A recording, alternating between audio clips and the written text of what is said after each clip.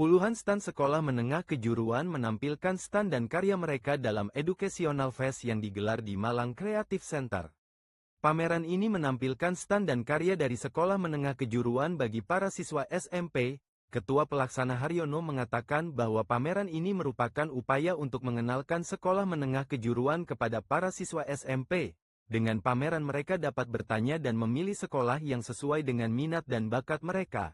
Sebenarnya konsepnya untuk pameran pendidikan untuk sekolah swasta SMK, tujuannya yang adik-adik SMP yang mau lanjut sekolah SMK, jadi biar tidak jauh-jauh ke sini bisa ada memilih ke depannya seperti apa. Kemudian ada lagi juga pameran untuk UMKM, yang memang UMKM Kota Malang yang memang macam-macam jenis-jenis jualannya kita akomodasikan di sini.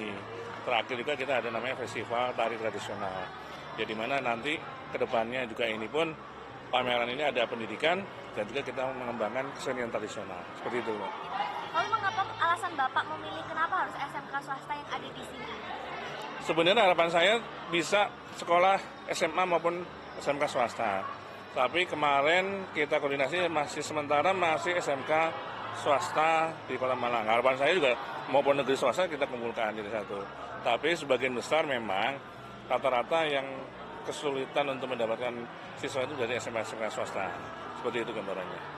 Lalu kira-kira ada berapa jumlah stand Bapak dari SMK sendiri dan dari UMKM-nya sendiri? Totalnya untuk SMK ada 14, untuk UMKM-nya ada 21 UMKM. Terus untuk lomba tarinya kita ada 2 kategori, perorangan sama grup.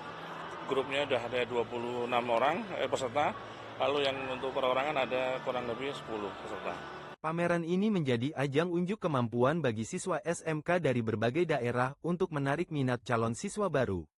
Selain pameran juga dilengkapi dengan berbagai hiburan kreatif untuk menyemarakkan suasana. Kegiatan 3-in-1 di Via UB menghadirkan Antoine Battle dari Texas International Education Consortium. Kegiatan internasional ini banyak membahas berbagai isu pendidikan saat ini. Ditemui usai kegiatan, Antoine mengatakan bahwa kesempatan pertama ini sangat menarik baginya untuk berbicara banyak hal dan berinteraksi dengan mahasiswa di kampus Universitas Brawijaya. Yes, first of all, thanks so much for having me. Again, my name is Antoine Battle, the Global Membership Manager for the Texas International Education Consortium. Public relations and educational outreach are critically important for students to learn, especially in this time. Right, because it's all about communicating. It's all about connecting, and we need more strong communicators and connectors. Right, in this globally interconnected world, where we have to have more unity, we have to have more peace, and we have to have more harmony. Right, and when we think about the global challenges that many higher education institutions and international education organizations are facing, right? It's going to take strong messaging, right? Messaging and advocacy initiatives to highlight the importance, the relevance, and the impact of international education and exchange initiatives. Dalam kesempatan yang sama Ketua Program Studi Administrasi Pendidikan Profesor Bambang Santoso mengatakan bahwa kegiatan ini diikuti oleh ratusan mahasiswa prodinya. Menurut Bambang, mahasiswa prodi Administrasi Pendidikan terus bertambah sehingga wawasan global menjadi hal penting untuk dilakukan. Targetnya ya kami di program studi ini jumlah mahasiswa kami ini untuk S1 administrasi pendidikan itu kan setiap tahun kita itu sekitar 100, berarti student body kita ini sekitar 400 mahasiswa yang mengikuti pos ini. Ya.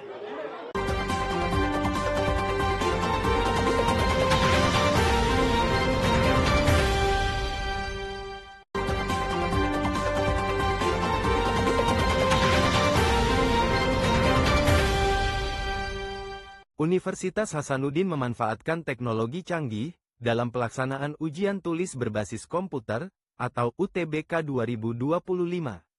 Penggunaan teknologi canggih itu berhasil mengungkap praktik perjokian yang berujung pada penangkapan beberapa pelaku.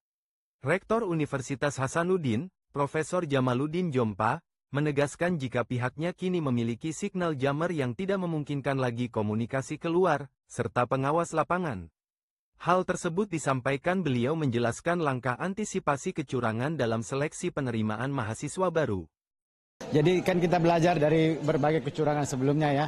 Secara nasional juga sudah dibuat soal sebenarnya itu setiap orang berbeda soalnya ya. Jadi walaupun dia menyontek kemana, nggak ada lagi masalah nyontek.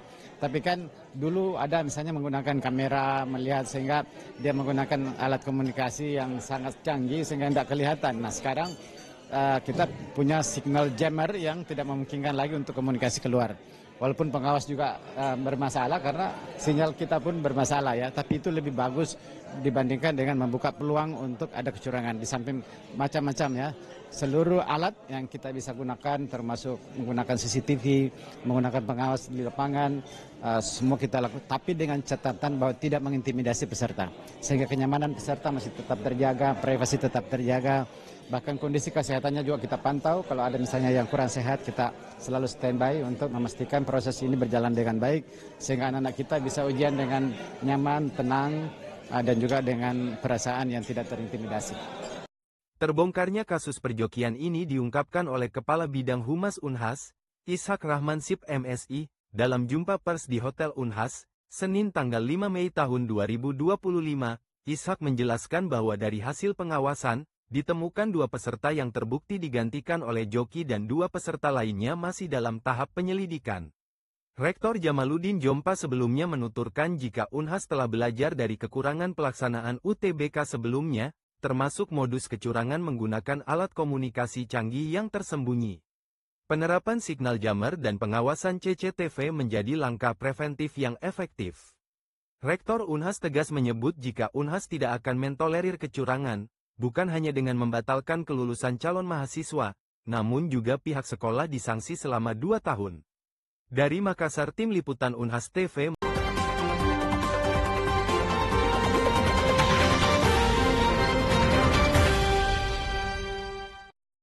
Fakultas Ilmu Komputer menggelar pemungutan suara bagi dosen dan tendik dalam memilih bakal calon dekan. Kegiatan yang berlangsung pada Selasa 6 Mei ini berjalan lancar. Ketua Pelaksana Pemilihan Insinyur Edi Santoso mengatakan bahwa pemungutan suara merupakan rangkaian tahapan dalam pemilihan dekan di Filkom. Proses ini berjalan lancar dengan hasil yang langsung dihitung untuk diserahkan kepada Senat Akademik Fakultas. Nantinya Senat Fakultas akan memberikan pertimbangan kepada Rektor untuk memilih kandidat terbaik. Tahap dari yang kedua kalau nggak salah ya. Jadi sebelumnya, jadi tanggal 30 April itu ada dialog terbuka, dan hari ini adalah pemungutan suara. Ini insya Allah akan dilaksanakan sampai jam 12 siang, kemudian nanti jam 1 itu akan dilakukan penghitungan suara. Dan hasilnya hari ini juga itu akan disampaikan ke Senat Akademik Fakultas. Dan kalau rangkaian kegiatannya, nanti kalau sudah ada pemungutan suara dari grassroots ya, istilahnya ini ada seluruh dosen, baik yang hadir di sini maupun yang sedang studi, itu memiliki hak pilih, jadi melakukan pemilihan. Kemudian yang itu nanti insya Allah jam 1 siang itu seluruhnya akan dilakukan penghitungan suara. Nah hasilnya itu nanti disampaikan ke Senat Akademik Fakultas. Dan nanti dari urutannya ya, itu apapun hasilnya, itu akan dibawa ke Pleno Senat Akademik Fakultas. Dan akan dipilih ada 2 calon.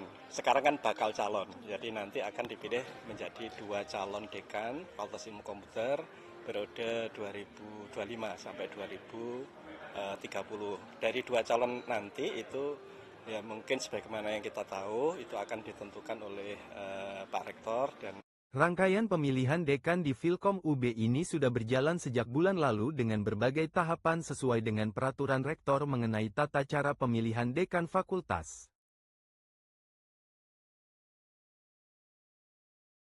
Kompetisi panahan USEM Barebau Archery 2025 yang diselenggarakan UKM Panahan USM Gendewa Geni, di Gedung Olahraga Prof. Sudarto Universitas Semarang baru-baru ini sukses digelar.